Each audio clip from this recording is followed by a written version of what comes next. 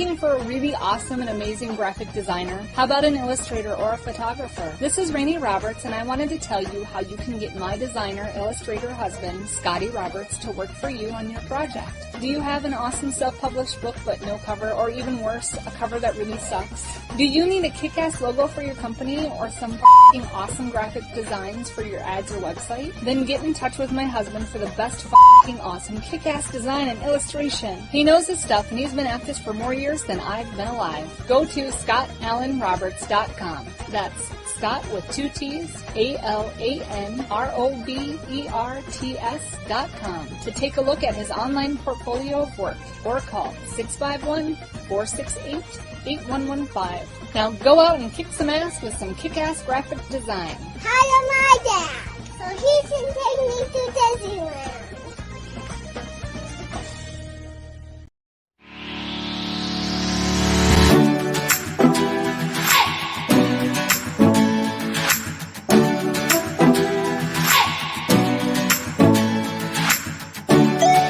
You're listening to the Intrepid radio program with Scotty Roberts. Intelligent Talk.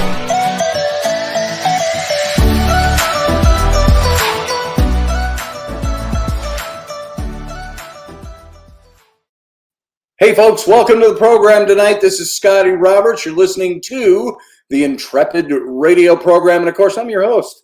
And Intrepid Radio over on the Odyssey Radio Network. That's ODYSY1.com.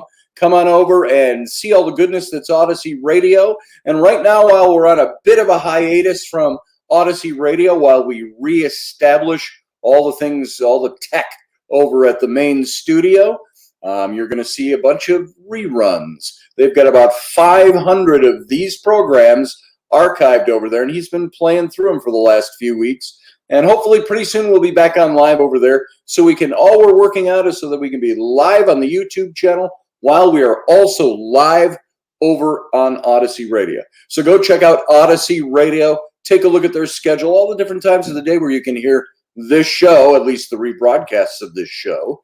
And then, of course, those of you who are here now, you're right here at the YouTube channel. That's youtube.com/Mr. Scotty Roberts. Now, as you can see, if you're looking at the screen, I am not in the home studio tonight. As a matter of fact, there's a little echo. I don't have my mics with me tonight, or my soundboard, and I am up north at the cabin, you could say. My good friend Andy Dabbs, who I've talked to you about him before. He's the Lemon Squad guy, good friend of mine. He invited me to come up to his cabin and do some work for his companies. And so I'll be doing some graphic design work and all different kinds of work for him while I'm here. And I'm up here for a few days. Rainey and the kids are at home. If you remember last summer, we were up here for a couple of times for the same reason, only we had the family one of the times. And so we've been here before. Now I'm down in his downstairs, and I'm actually out this window. I wish you could see it. I am looking at the North Woods and the sun going down. The tall, got to be 60, 70-foot tall pine trees out there with the sunlight. The sun's already gone down, but the sky is still light coming in off the lake, which is right there. And we're up here in Pequot Lakes. And so we're not in the makeshift studio because we're not down in Louisiana, but we're in a makeshifty studio up in the North Woods of Minnesota. We're about 2.5 hours north of where I live and where the main studio is. So I want to welcome you to the show tonight. And I wish I could show you the outside. I couldn't. Even if I turned the computer that way, you wouldn't be able to see it. Reflections off the windows and stuff. And so I want to say hey to everybody. And I saw Master Finn was in here already tonight, already taking the crew out in Bristol fashion.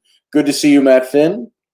And Teresa Danton, nice to see you in here. And I thought there was somebody else way early on. Who was that? Was that Teresa as well? Yep, Teresa was in very early tonight. And Morgan Snow is here. Good to see you, Morgan.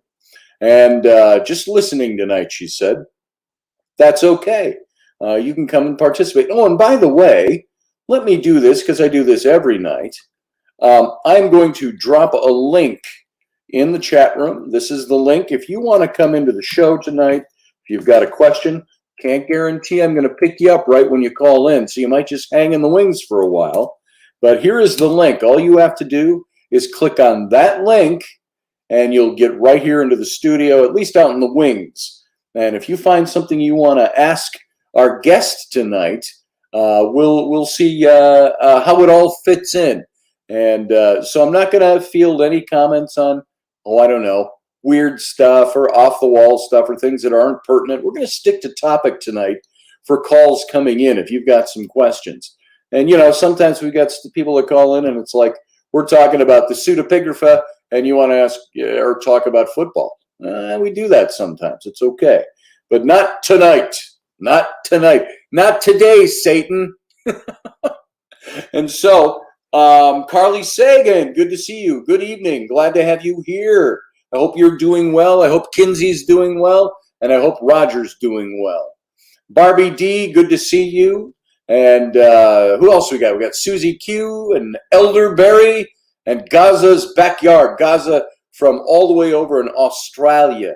I wish I could lick that accent and get it down. So we've got a few of you lining up in here already tonight. McFree is here tonight. Michelle Kenham Free. Good to see you, darling.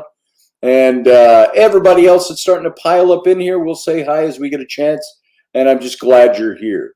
And so what I want to do first, before I bring our guest in, I want to tell you a little bit about him. Stephen Myers, he's the founder of Pharaoh's Pump Foundation. I'm going to be honest with you. I'm going to read some things off of his website to give you a little idea of who he is. He's an author. He's a researcher. He's the founder of the Pharaoh's Pump Foundation. And he's always been interested in technology. And this interest grew into this passion for understanding the technical aspects regarding the Great Pyramid of Giza, or as we would call it, the Great Pyramid of Cheops. I want to run by Stephen tonight the idea that we talked about one of the perhaps way out theories about Enoch, the connection to the biblical Enoch with the Great Pyramid. I want to see if he's ever heard that theory and see if he's got anything on it. And let's see, his focus, it led him to establish his Oregon-based 501c3, his nonprofit organization, dedicated to understanding how and why the Great Pyramid water pump was built. This is in Oregon, of all places. And so he studied this structure for over 20 years. Now, I've been there like he has. I've been up inside of it a couple of times. And he's got a very unique perspective of why it was built, what it was used for. And he studied the structure and has compiled a lot of the research conducted by the Pharaoh's Pump Foundation into 2 books and 2 documentaries: The Lost Technologies of the Great Pyramid, how the Great Pyramid was built, and The Great Pyramid Prosperity Machine, why the Great Pyramid was built again. And he's got 2 documentaries: Building the Great Pyramid Using Water Locks and Barges, and The Great Pyramid Water Pump. And so here's what we're going to do now. Now that you're all here and you're all waiting with bated breath, I'm going to go ahead and, hey, Jewelotica, good to have you here. I'm going to Alan Stiles, good to see you as well. That's what I love about the live show. I can just see it pop in and I can say, hey, welcome to the show. So now we're going to say without, as they say, without further ado, I hate to be so cliche, but there it is. My non-cliche brain is not working tonight. So I want to welcome to the show Stephen Myers. Welcome, brother. Well, thank you so much, Scotty, for having me on the show. I thought I'd wear my fedora here in honor of being on this wonderful show. Dun, dun, dun, dun, dun. There you are in your fedora glory. I don't have mine with me. It's usually hanging on the wall right behind me. Mm-hmm. And, of course, I'm not in the studio, so there is. Michelle Canham Free says welcome. And if you can see the chat room, Stephen, you can see some of the people who are in there. And activity. Yes. And sometimes it gets really hopping in there. Sometimes people like to talk about weird stuff.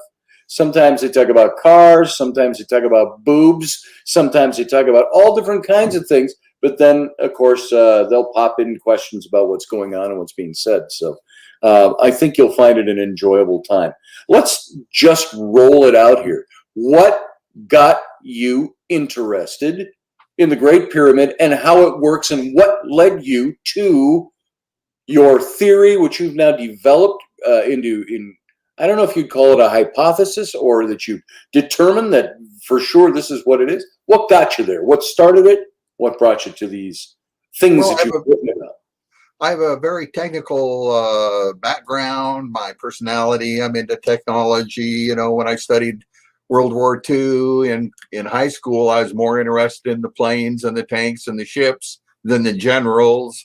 I am an amateur radio operator and several other technical degrees, but also collect antique gasoline engines, that type of thing. So a lot of interest in history and technology. And the Great Pyramid is a highly technical 45-story skyscraper that was built in ancient times. So, you know, I was interested in the Great Pyramid. So back when I started, you go to the library, go to the card catalog and get a book written by an Egyptologist, and they tell stories about the big ramp and the workers that sweated and all of that stuff. And they also talk about the precision stone cutting using hand tools, large scale precision. So okay, that's in books and everything. Now all I need to do is see their demonstrations. But I found out something about Egyptology, which is it's a science that doesn't engage in the scientific method, and they've never demonstrated hardly anything. The movement of the largest stones of the Great Pyramid, they've never moved a payload that large. They've never made a single casing stone in the manner they say it was done. So I've kind of rejected a lot of what Egyptology says. So I looked at alternative books about the Great Pyramid being a death ray or being a beacon or anything like that. But then I discovered a book called Pharaoh's Pump by a fellow named Edward Kunkel, privately published book, and it was very remarkable. It did talk about not about gods or aliens or language or what type of hat the Pharaoh wore. He talked about how stones were moved and set in place, and why a civilization would go to the trouble of doing that tremendous project. And then went on from there. And, sorry, I just glitched myself out of the studio. Well, that's okay. I'll take care of it. But yeah, and then ultimately from that book, we just created a nonprofit foundation and conducted a lot more research and development, that type of thing, that added to Edward Kunkel's research. And to honor him, I started a nonprofit foundation with the title of his book in the title of our nonprofit foundation. So that's we have our own, library, board of directors, sure, all of that. Sorry, I got a little glitch. I got a mouse here I'm not used to using. It's one of these interesting pads like this. Oh, okay. Yeah. I breathe on it and it takes me out of the studio. So sorry about that. If you got left hanging, just keep going. The show's going. I might leave myself out of existence every now and then.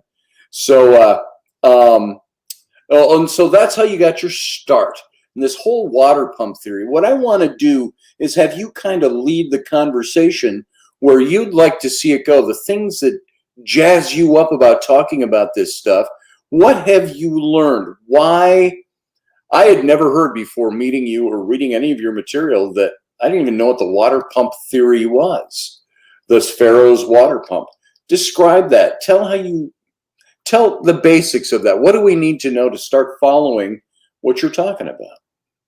Well, basically, the focus of my research is in two areas: how the Great Pyramid was assembled, which is really fascinating to me anyway.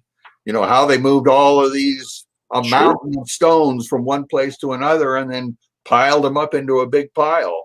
So we think to describe that in a very, very quick manner, that they used water locks and barges. So they were able to move stones on barges from the Nile River up a series of water locks to the construction site. And the first stone set in place was the first layer of casing stones. So stones on the outside, just the first layer. So then at that point, you'd have just a square wall at the Giza Great Pyramid construction site.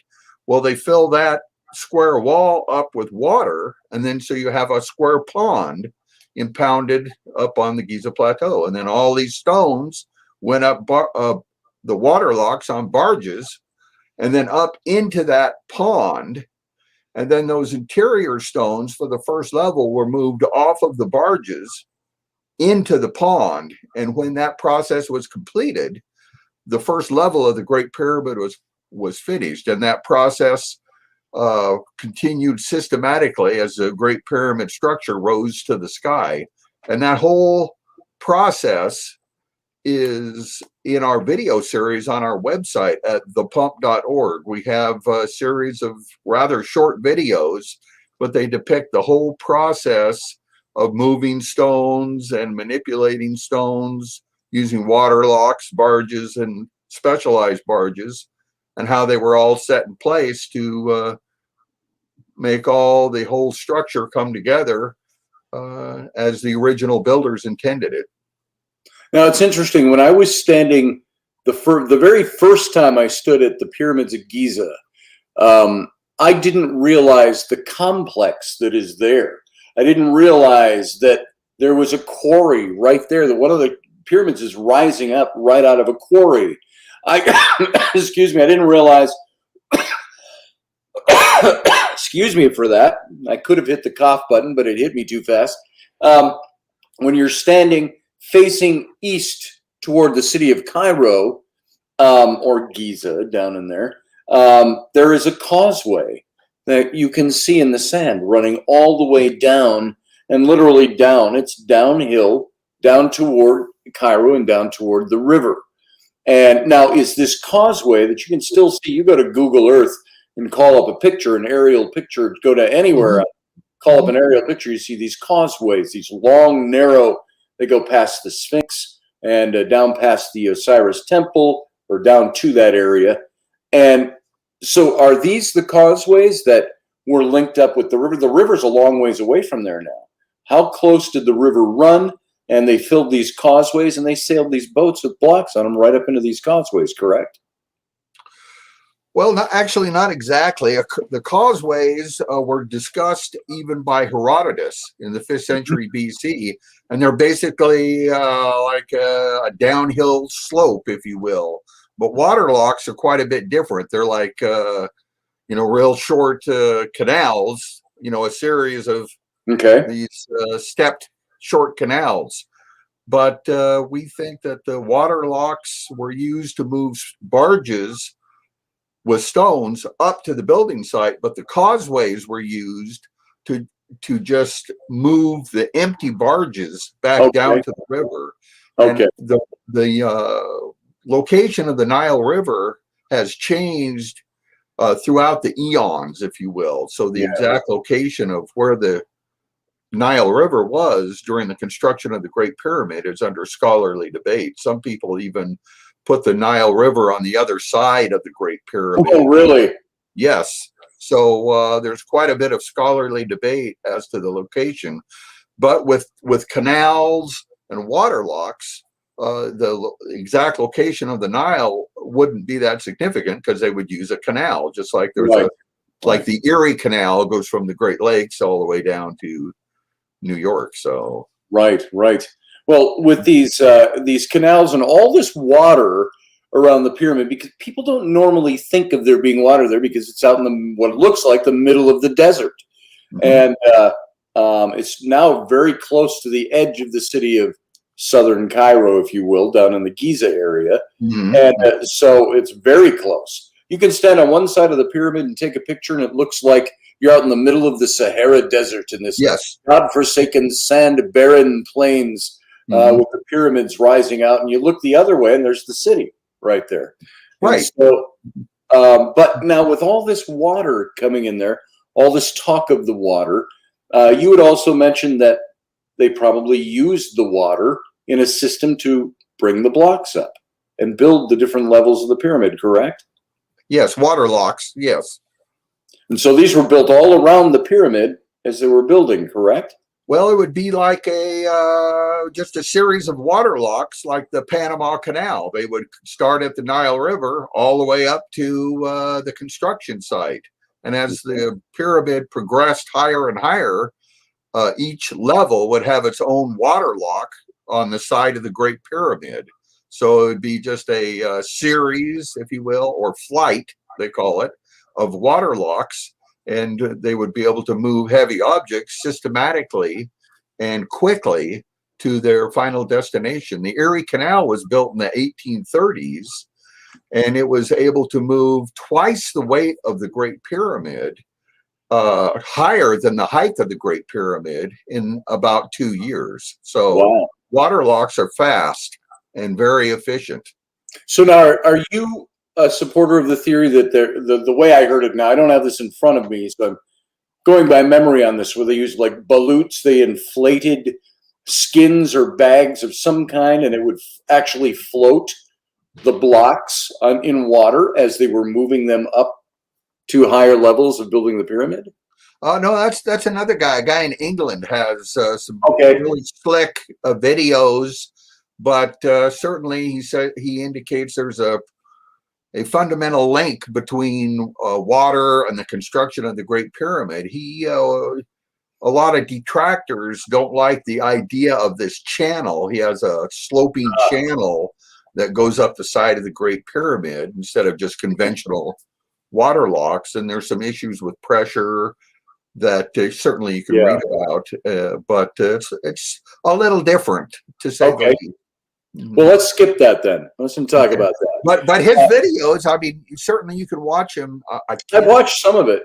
I can't think of his name right now, but they have excellent production values, much better than mine. But I do have my series at thepump.org. So watch them both and consider very cool they contain. All right. And I just want to say, hey, Siani, no, not a new studio.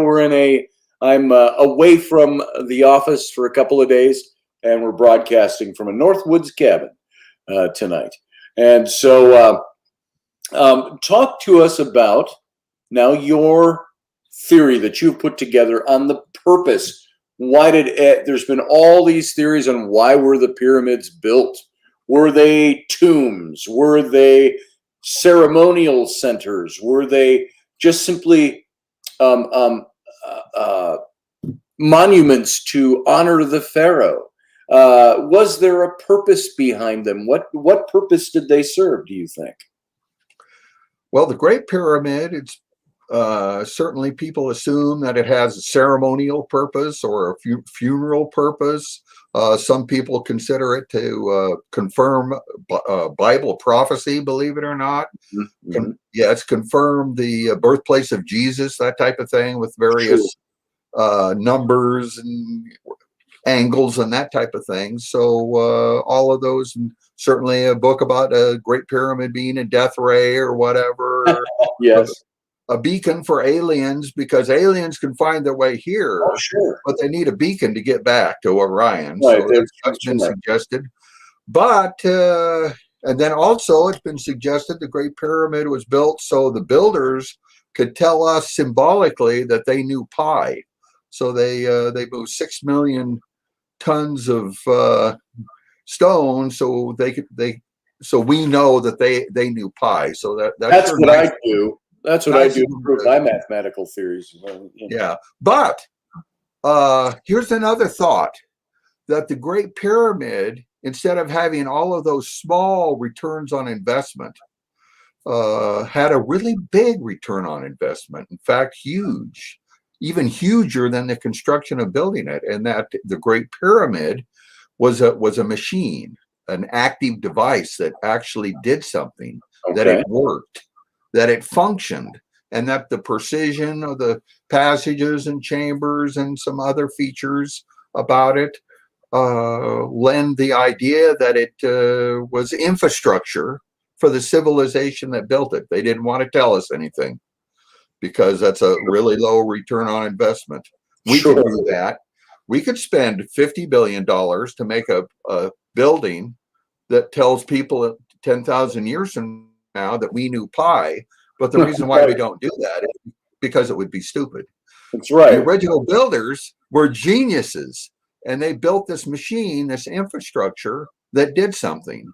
What it did was it transformed the desert into a garden, and it transformed poverty into prosperity, and it transformed toil into leisure.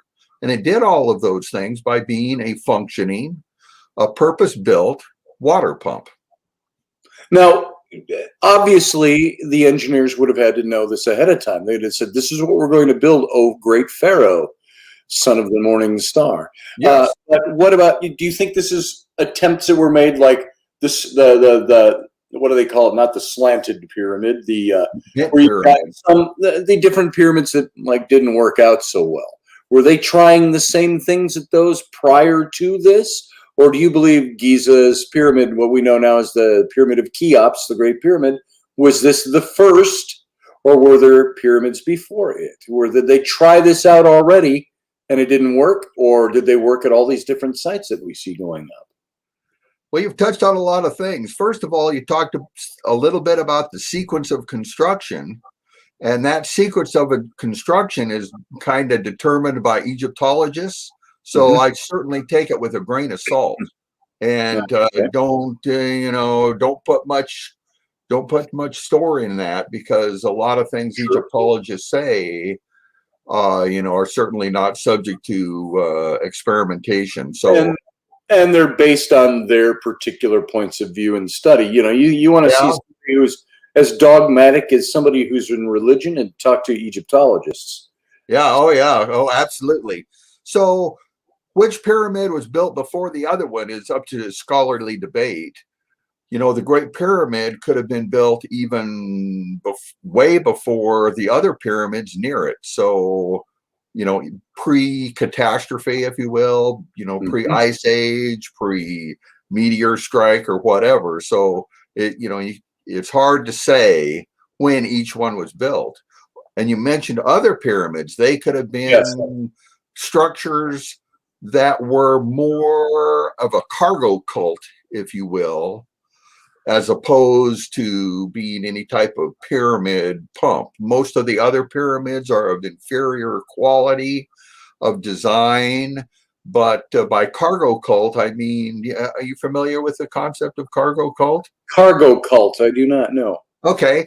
Well, when the soldiers in the South Pacific went on these isolated islands, the people on the isolated islands started worshiping the soldiers because they had food, they had radios, they had airplanes and guns, and so they worshiped them as gods, and they became those religions, which are still there in Southeast Pacific Islands.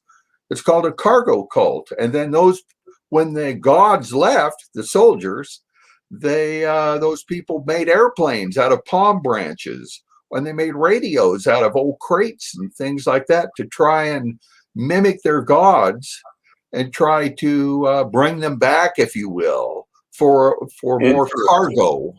Okay. And that is quite a religion to this day. So we think some of the other pyramids could have been used for ceremonial purposes or to replicate in a primitive way the Great Pyramid. But again, the focus of my research is specifically one construction project. I don't think I can't point to another pyramid that's a primitive water pump. So that's up to scholarly debate what they're for. So, but mainly, I think the Great Pyramid was built to be a water pump. My research isn't about are other pyramids water pumps. My research focuses on the Great Pyramid being a water pump. Now, there's something, I don't know if you've approached this or read about any of this before. We were talking several weeks ago now about Enoch and the book of Enoch, and talking about there was a theory, if you will. It's not really theological, but it's based on theological personages, talking about how the original language that humanity had. And they go back to the book of Enoch and talking about how Enoch was the first human being that had been given language. He was the first scribe, and he was the first given the understanding of units and measures. And they built off of this theory with all kinds of other things. They said they put forward the hypothesis that they thought Enoch may have been the builder of the Great Pyramid of Giza. And they brought up several mathematical equations that seem to match other things. And there's all this correlating information, which I no longer have on the top of my head. Einstein said I don't bother to remember anything I can look up. So I'm not forgetful. I'm just a genius, as I say. But so have you heard anything about that? Now, I know that's maybe way off in left field compared to the things you talk about and the things you study and research, but have you heard anything about that as far as languages, measurements, units, building, so on? I've been so far out in left field, I've been clear into the stands. So, there's no problem with that. Yeah, I've heard about that. About different people have ascribed who built the Great Pyramid to different researchers think different people. Some say Enoch, of course. Other people, point to Imhotep or certainly Cheops or whatever you want to call him. So different people. But the focus of my research is how the Great Pyramid was assembled and also why. But some people are real caught up in the idea of who built it, but who built it, it doesn't, it may be undeterminable, but also its significance isn't as important as you would think. Let's say you get in a car wreck. The ambulance comes. When you're bleeding in your car, you don't ask the guy, who built that ambulance? Exactly. Don't matter. And if you're a farmer in Washington State and the Grand Coulee Dam, which is the largest structure in North America, it also irrigates about 1 million acres. Yeah. In central Washington. Really fascinating structure. But you don't ask really, even though who funded that big water pump in the middle of the desert in Washington State on the Columbia River.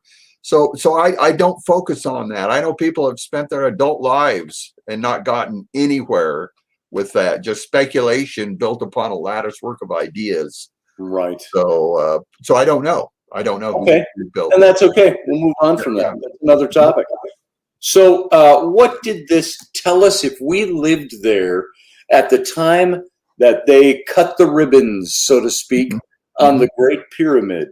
What did the people gather? And we know archaeologically there was a village there, a city there. 20,000 people lived there on the Giza Plateau. And they say these were the people that worked on these pyramids. Now, what happened when all these people are gathered and Pharaoh cuts the ribbon? The pyramid is now open. What was it doing? What did it do? What did it impress the crowds with? What happened?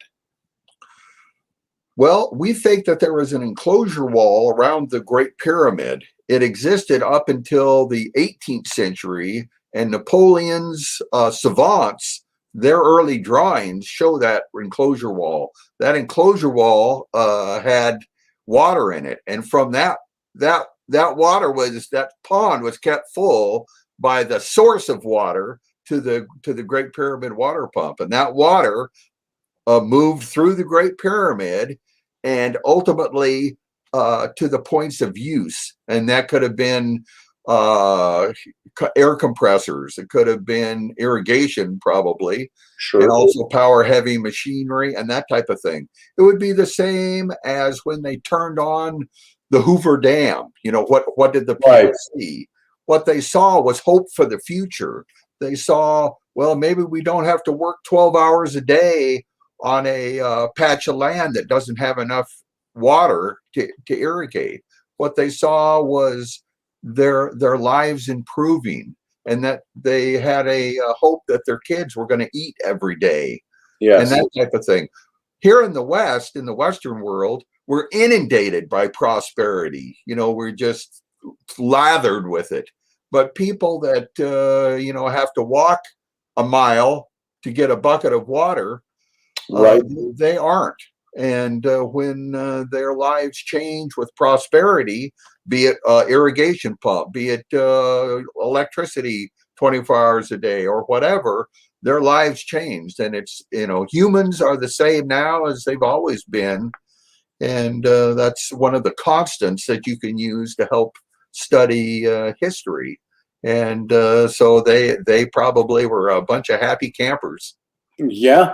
So what would since we don't have diagrams to show on the show tonight, what would they have seen there? What, as this thing is now operational, ribbon cutting day is one thing. 10 years down the road, what was this thing doing? What did it do for Egypt when it was in full tilt? Well, for the people that built it and for the people that benefited from the Great Pyramid water pumps operation, there was no mystery about what was going on. If you were near the Great Pyramid, you would have felt it rumble, like standing on top of the Hoover Dam with the action going on and all of that. And the machine operated, industrially scaled machine. And then near the Great Pyramid are some rather large and deep pits. We think that those pits, not the boat pits, held machinery and that type of thing. Either what? I said interesting. And by the way, machinery doesn't necessarily mean space age machinery. No. Build machines out of wood and rope. So. Oh yeah. It doesn't have to be anything too exotic, but like a hydraulic air compressor. They have one in Canada. It's at the Ragged Chutes hydraulic air compressor location, and it's just a tube with no moving parts, and water moves down this tube, and there's like a little chamber down there that causes air to be compressed, and then the water moves out of this air compressor. And with compressed air, you can make high voltage static electricity. You can use a vortex tube to make very hot and also very cold temperatures, which are very valuable for everything from metallurgy to medicine. So they did a whole host of rather exotic things. Like I say, power machinery, irrigation. I see the Giza Plateau originally as a science center and industrial park, not just a funeral area. So it was rather high tech and very beneficial to the people that invested the time and effort and cost to build this structure. All right. Hey, I've got a question for you, and I want you to think about this. What archaeological evidence is there of this being the kind of structure that it was used for? Is there geological evidence because it watered and irrigated? And maybe this is what Teresa wants to ask. We've got Teresa calling in. She's got her own show, Andromeda 7, and she is a faithful listener to this show. So I'm going to bring her in, and she's probably got a question or two for you here. Go ahead, Teresa. Hi, Stephen. Good to see you. Hi. Good to talk to you. Yeah, we exchanged on Facebook earlier on Scotty's page. That's right. Yes. Well, Scotty beat me to it. The question was the geological evidence, but I also had another question.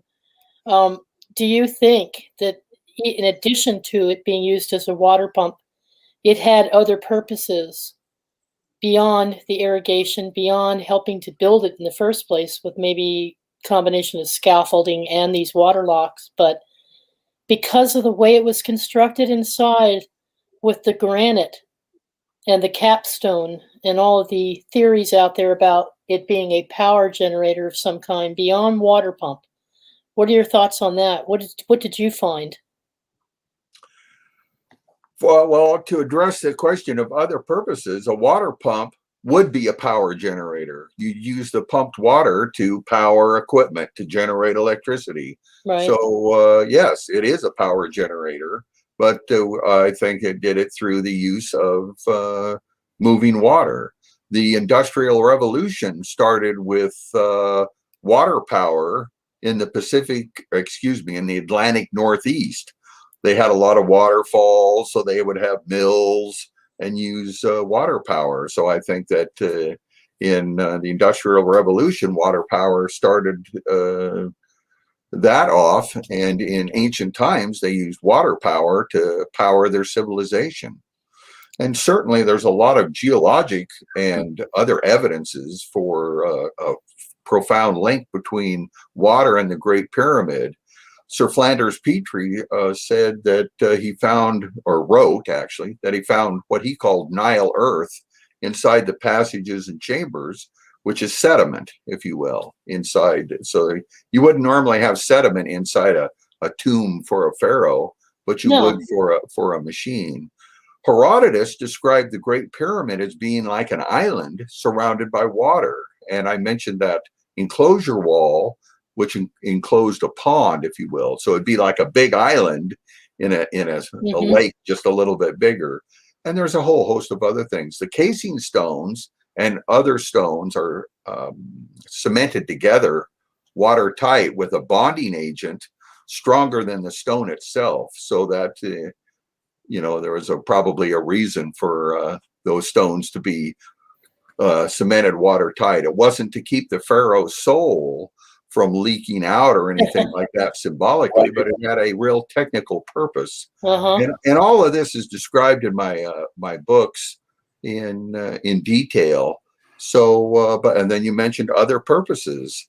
There, like we've talked about earlier, the Great Pyramid has been ascribed to do virtually everything you want it to do. If you want the Great Pyramid to do something, there's a theory that it does it. So there's people that talk about correlations between the Great Pyramid and the Bible.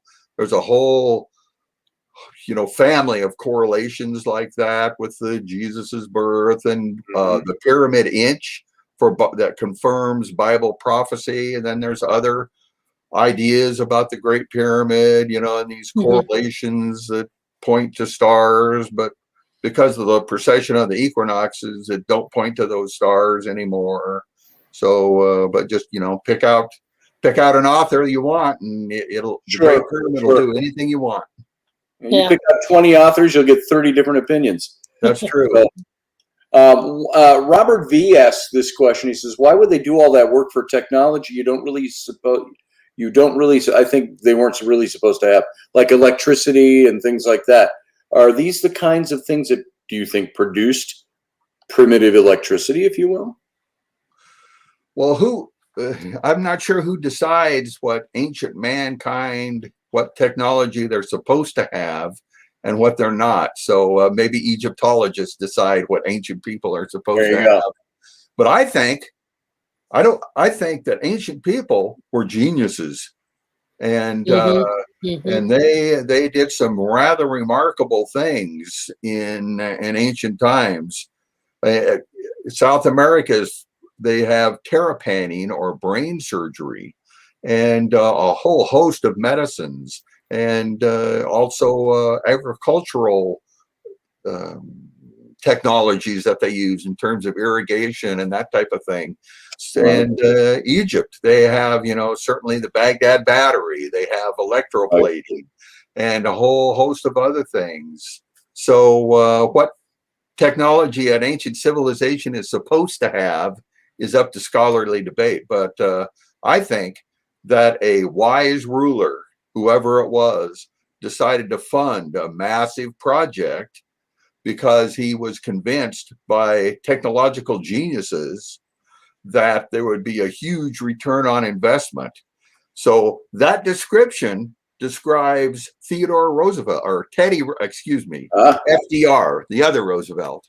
In the 30s, he was a wise leader that was convinced that building the Grand Coulee Dam, the biggest structure ever built on Earth at the time, was a wise investment that would provide a huge return on investment.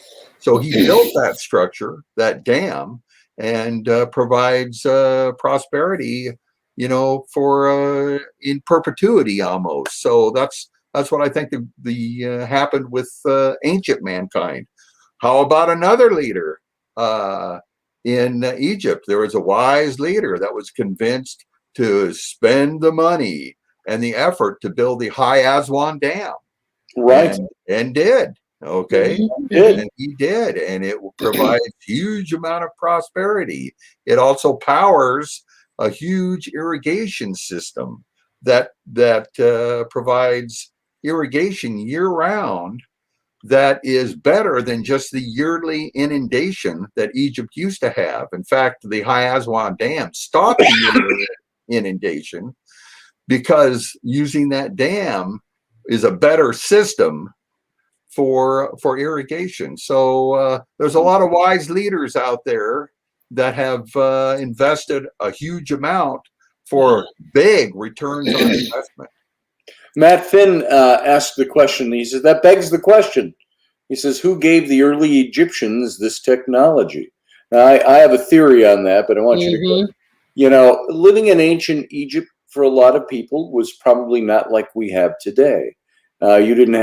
You had things to do, but I think most people were kind of like, well, it's hot out today, and I wonder what I could do to advance my civilization. Not much else going on. So what do you think gave them the idea? And I don't know if Matt is directly getting at this question, but there's a lot of people that would say, well, obviously alien technology. Or as some of the ancient Egyptians would say, the gods gave us this idea.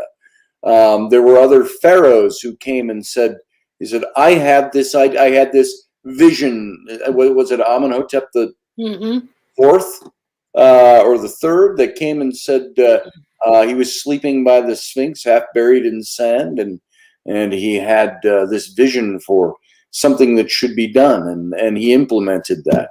So what do you think this was? Is it? I tend to go along with it's the pure genius of human ingenuity. What do you subscribe to on that, Stephen? Well, people mention aliens or ancient gods and everything because the Great Pyramid is a very highly technical structure from distant antiquity. But that doesn't necessarily mean that ancient people couldn't build it, if you will. So right. I ask this question to people who say, well, it was aliens. So I say, okay, you're saying that the ancient people, ancient humans, weren't smart enough to build the Great Pyramid or capable to do it.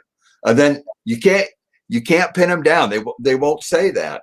It's a kind of a two-edged sword, if you will. So no, I think that's not the focus of my research. Yes, but let me just say, the ambulance comes and it's a Ford. Okay, you say, was that Ford manufactured up there in Canada, or is it down in Cleveland where that powertrain of that ambulance? You don't ask that because so where the technology comes from isn't that important. But think about this. Alternating current and all that comes with it was developed by Nikola Tesla in his brain in one day. Yes. Okay. So, it's not this whole series of technology moving up slowly. And okay, you got a guy like a Victor Schauberger. I don't know if you've ever heard of him, an Austrian naturalist who is reputed to have used implosion, a process called implosion, to make the Foo Fighter in World War II and a whole bunch of other things. So that guy, he understood implosion. You got Victor Schauberger. You got a chemist who can make a bonding agent stronger than the stone itself, and a method, some technology to cut stone, very precise, and water locks, and that's all you need to build the Great Pyramid. Sure. Well, and we all know Doc Brown, while changing a light bulb in his shower, banged his head and got the vision for the flux capacitor. Boom! Just that quick, So where the technology comes from, and I don't ascribe to the alien thing because I give ancient geniuses just too much credit. The credit they deserve, if you will. Yeah, I'd like to do it. I'd like to do an alternate show to Ancient Aliens and call it Ancient Geniuses. There was something John Ward and I, when we were inside the Great Pyramid, I remember commenting to him. I said, all the theories are a bunch of BS. I said, you look at this. This was built by guys, and there was genius behind it. It wasn't magical. It wasn't alien. It wasn't from some other part of the galaxy. This was something that men figured out and said, we're going to do this because this is going to do this. This is going to be the result. This is going to be how we're going to get there and do it. And it's obvious when you walk inside. Oh, that's true. It's I walked inside the Hoover Dam before 9/11, and you could go through the whole thing. They'd take you way down to where the shafts are turning, and nobody cared. And anyway, it was like an industrial cathedral, if you will, the Hoover Dam. And I got that same sense of awe when I was in the Great Pyramid, kind of like an industrial cathedral, and that actually serves a purpose instead of just being a big waste. I like to ask this question to people that think it's a tomb. How do long open passages and doors on pivots and sliding stones, how does that protect the Pharaoh's mummy? No coherent answer. Nope. They don't do coherent answers.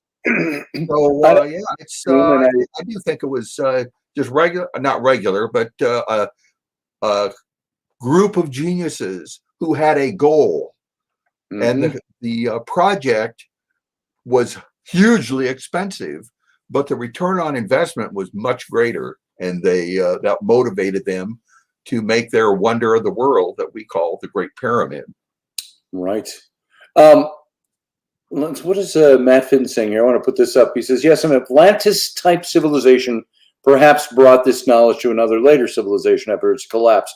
There's the theorizing, and I know you're not speaking to this, but when we talked about Enoch, perhaps pre-antediluvian world civilization that built these things before the great floods, and we know there were great floods 8,000 and 6,000 years ago.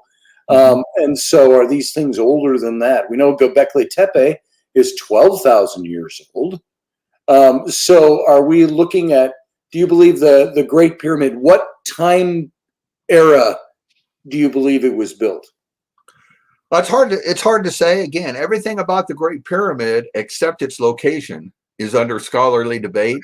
But it's hard to say. But one way to find out when it was built is to find a culture that can make the components of the Great Pyramid. That's a criteria.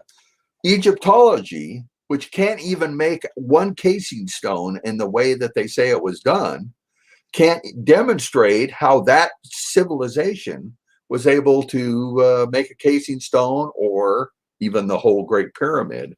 So the Great Pyramid could be pre-Diluvian. I love that word. And also it could be pre-last ice age, pre-catastrophe, whatever it may be, from an earlier civilization. Or it could be between the time of the pharaohs, but after Atlantis. The high knowledge was from Atlantis, and those people built their pyramid. But there's a lot of possibilities, and I don't know if we'll know exactly where the technology came from, other than from minds of geniuses from one era or another. And I'm a excuse me, I'm a firm believer that it was, and we've already mentioned it a couple of times. I'm just kicking the dead horse now. That these ancient Egyptians were genius. They were pure genius. They were genius engineers, and they built these things. And I don't think they needed help from, planet Zeta Alpha 4 or anything like that. So, how do we know that they may have been not implanted with this knowledge for an unknown purpose? Interesting thought. That's a different topic. Robert V., no offense. That's How do we know that it's something is unknown? Okay, I'm not sure what research technique you'd use to answer that question. No way to answer that one. Steve Clark asks, why aren't they using it as a water pump now? What do you think happened? Why isn't this stuff being implemented today and being used today? I think that specific water pump, the Great Pyramid water pump, broke, and it became inoperable. Specifically, there was a problem inside the King's Chamber.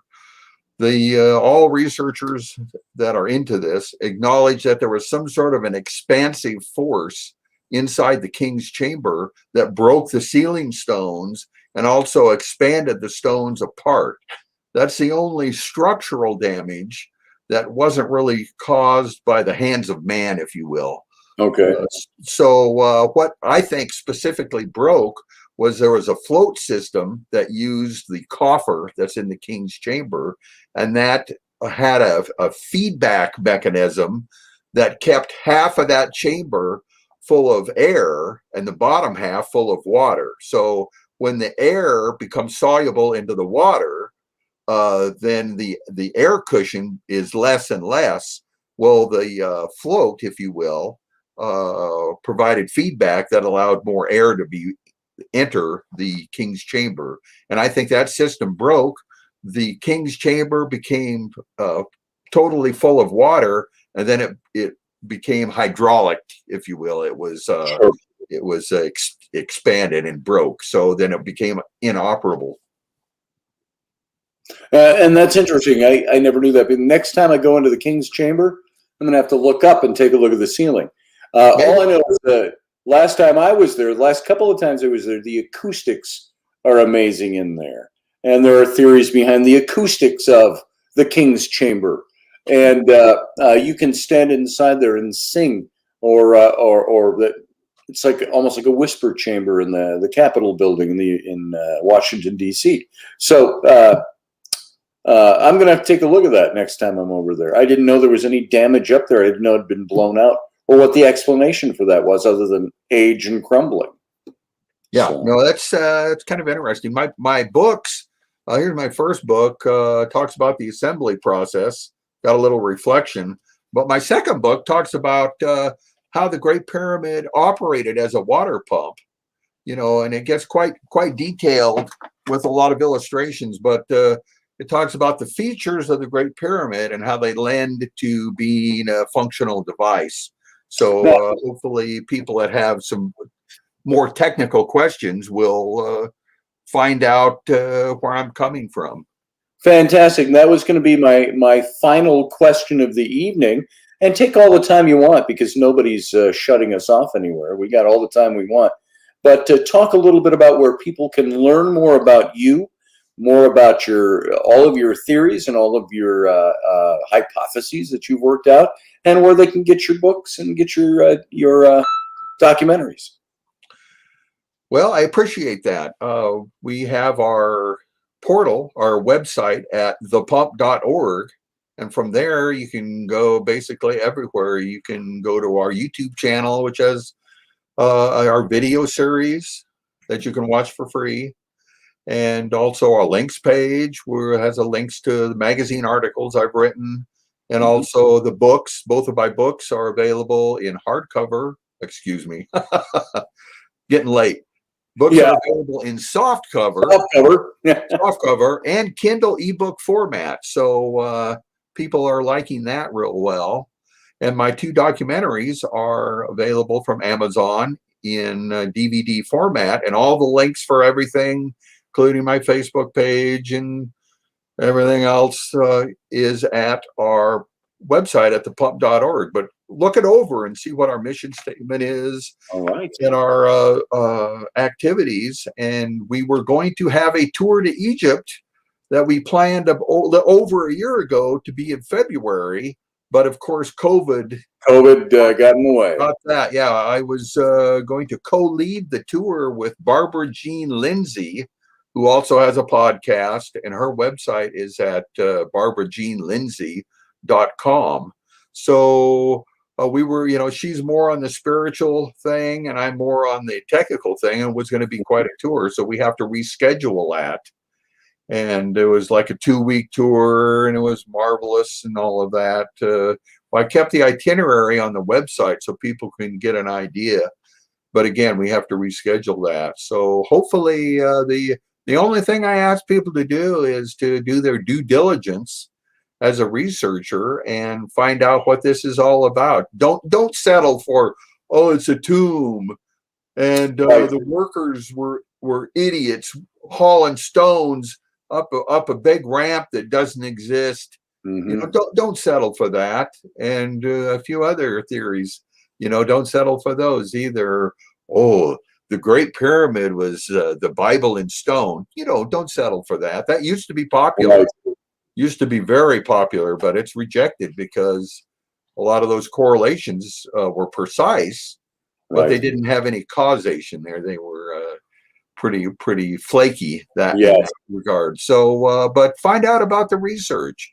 Find out about how ancient man were geniuses and built this great structure to help people in a tangible way. So visit the website, and you know, you can help us many ways. Email me and ask a question, or put my link on your Facebook page, or people can join you on Facebook as well, right? Oh yeah. I do a lot of that Facebook stuff. So and, right under Stephen Myers. Yeah. But find out about the research. You know, instead of watching another sports game, read a book. You know, that's what that's what the revolution looks like. Not marching in the streets or you know, that type of thing. It's read a book. That's right. And certainly, I'm an author, so I would suggest that. There you go. I read a bunch of them, and if there's a book out there I don't agree with, I'm going to read it. So to find out what it's about. Don't be a poor researcher and just make up stories about what this is all about, and then debunk the stories you've made up. But that's just, right. You know, seek truth in that, and then consider the direction of this research. So that's all. That's all I hope people do. And I give them some of the same advice, so I think they'll follow it. You'll probably get some new followers tonight too. I just wanted to mention before we go, one of my favorite all-time television commercials, and you probably know where I'm going to go with this right away. It was for Geico Auto Insurance. Mm-hmm. And I don't remember how they fit the theme in, but it's showing a scenario of the building of the pyramids. And it shows the genius engineers up close, and they're looking at the papyruses with the diagrams on. You see the 3 pyramids, which weren't built at the same time, but they're all in the background being built, and they're pyramids. And he's looking, and he looks up over the parchment, and he looks back down, and he goes, and you see the parchment, and it shows 3 squares, and he goes, uh-oh. So the pyramids, according to that theory, were an accident. So. Yeah. So, but Egyptologists say that the builders didn't even know enough about what they're doing. There were many changes of plans, but I say the geniuses knew what they were doing. Yes, they did.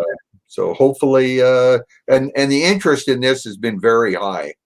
Very high. People that actually do stuff like car mechanics, tugboat captains, people that work in shipyards, people that work in infrastructure, you know, this all makes sense. Truck drivers, you know, this idea is compelling. But, you know, Egyptologists, who the largest stone they ever move in their life is the one in their kidney, they, you know, they don't, you know, they can't even, you know, give it a second thought. So it's fun. Yeah. And above all, it's fun. It's enjoyable to learn things. Stephen, I want to thank you for being here tonight. I get the distinct feeling, and I know that we aren't touching the tip of the pyramid on this one.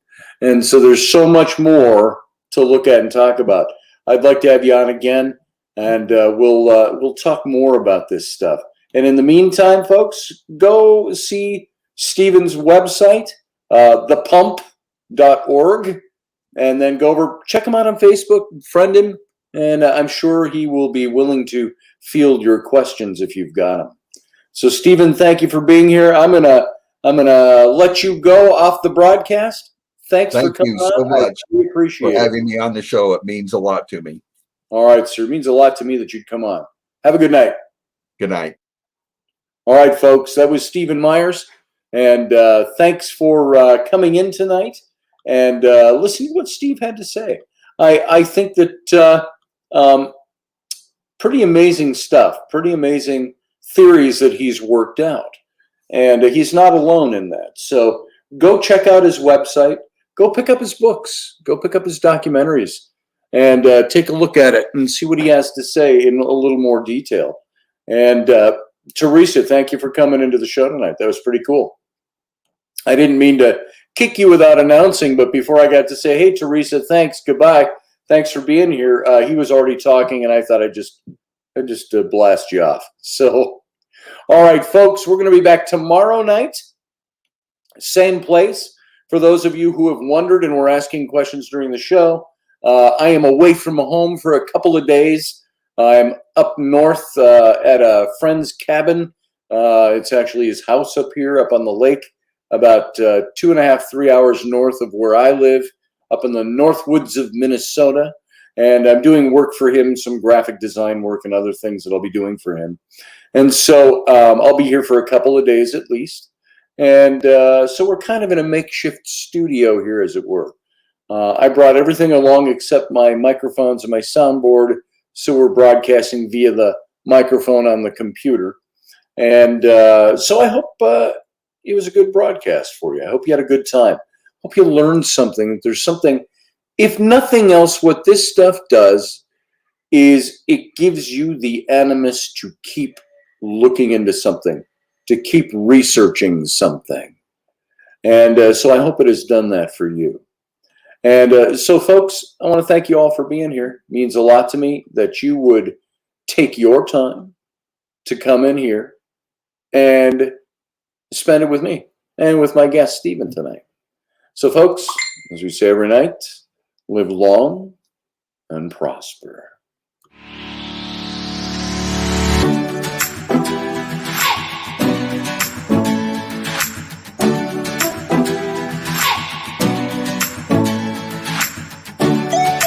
You're listening to the Intrepid radio program with Scotty Roberts. Intelligent Talk.